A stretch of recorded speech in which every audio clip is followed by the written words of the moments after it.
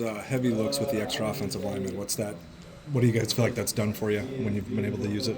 Yeah, I think it's just been giving the defense a variety of looks. I think it's cool to see that flexibility that we have in terms of bringing James in and moving me and whatnot, and seeing how defense are able to react to it.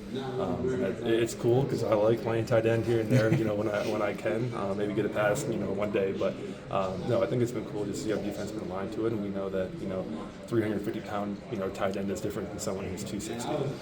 Be able to run the ball at that side and whatnot. So it's been awesome. So there is a pass in that playbook. Maybe. Yeah. No, I mean, I think nose mouth a little bit more to get that in. We'll ask him today. Right. What made you want to transfer to Iowa State? I think it was the culture of the people. The biggest thing that stood out to me, about Coach Campbell compared to the rest of the coaches I was recruited, by throughout the portal was his commitment to the person. I was like, I talked to him the first 30 to 40 minutes out of high school about life before we even got to football. And the same thing about the portal. He came to Princeton and we went on a 2-hour tour of campus because he was just so genuinely curious about my experience as a human before anything football came. And granted, he's been able to build the best football program in college football here over the last decade. So to have the chance to be able to grind my name into that history, I think was an opportunity I couldn't quite frankly pass up. What do you think of Princeton's campus? Oh, he loved it. It was just, he won't tell you, but he's a history nut. So it's awesome, and Princeton has a lot of history, so it was awesome to be able to show him a little bit of that. And of course, he had 1,000,001 questions, which is awesome to hear, and kind of fed me a little bit.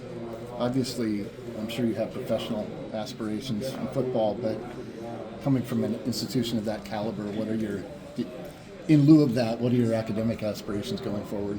100%. My goal is, once I'm done playing football, to go back to law school and enter the world of criminal defense and public defense law.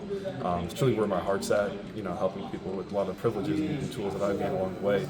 And obviously, with the Princeton education at my back, but obviously coming to Iowa State, it's been an opportunity to explore that football side to the end, knowing that I have that Princeton degree to back me up when my football days are over.